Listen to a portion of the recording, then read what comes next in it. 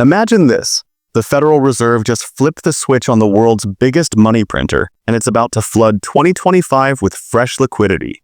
No, this isn't some conspiracy theory. It's happening right now.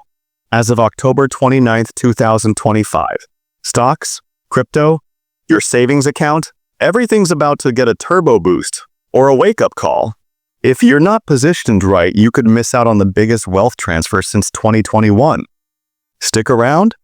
I'm breaking it down step by step, no BS, just facts. And subscribe for more market breakdowns. All right, let's set the scene. We're talking about the Federal Open Market Committee, or FOMC, meeting that wrapped up yesterday, October 29, 2025. This wasn't just another boring rate tweak. It was a full-on policy pivot.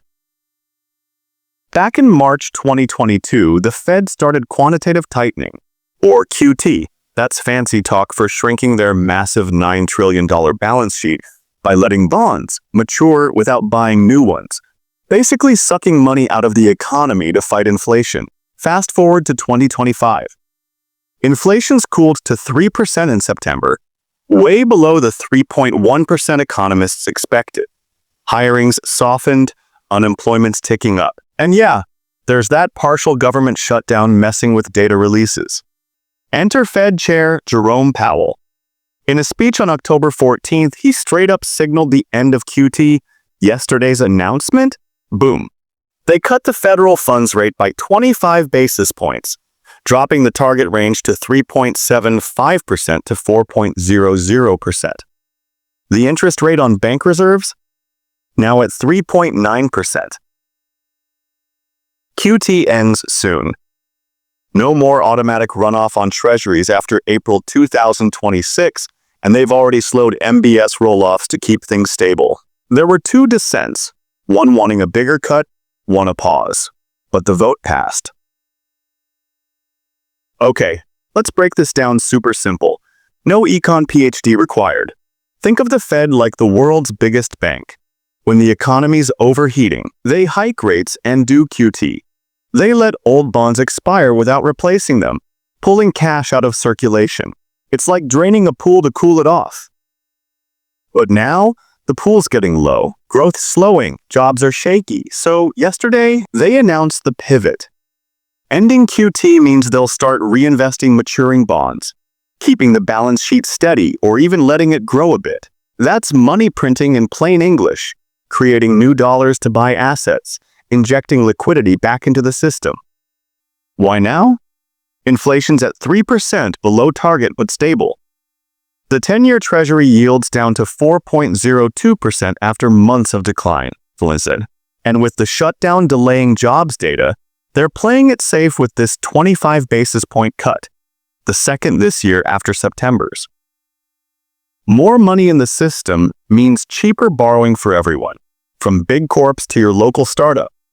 Rates drop, loans get easier, spending picks up. But it could also mean a weaker dollar and hotter asset prices. It's the Fed's way of hitting the gas pedal without flooring it, yet. So who wins and who, well, gets sidelined in this pivot? Let's tally it up. Number 1. Crypto. Kings. Bitcoin just hit $117,000 after the September cut. This one's no different. Why?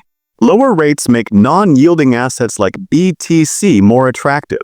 No opportunity cost sitting in cash earning zilch.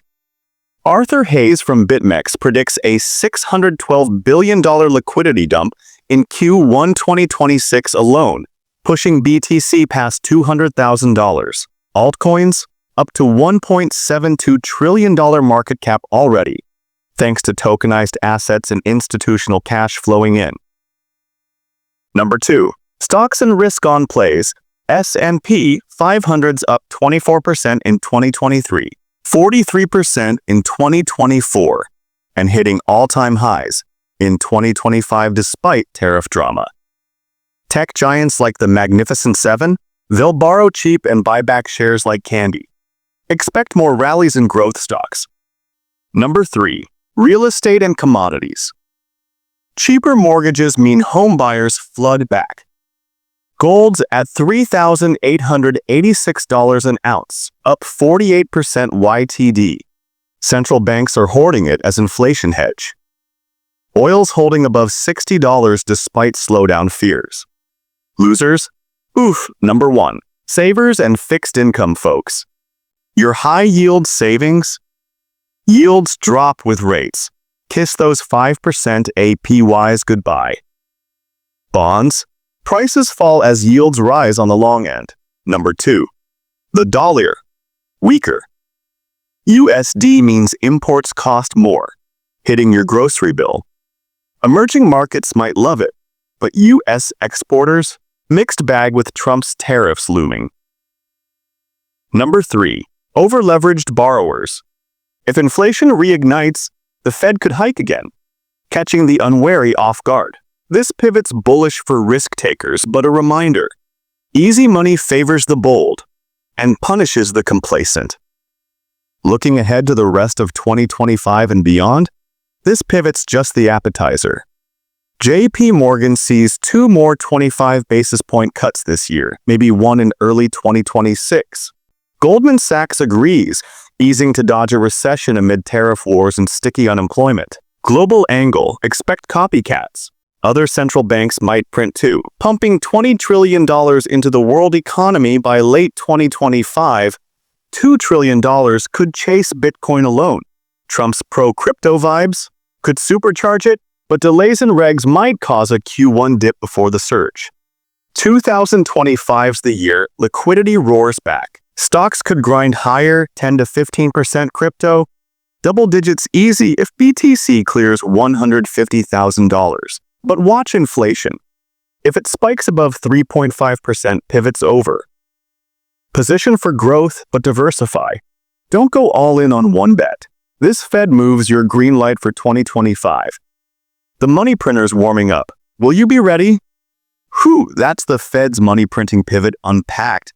What a ride for 2025. If this fired you up, smash that like button. Drop a comment. Who's your top winner, BTC or Big Tech? And subscribe with the bell on for weekly market pivots like this. No fluff, just real data. Check the Fed's site for the full statement. Thanks for watching. Have a great day.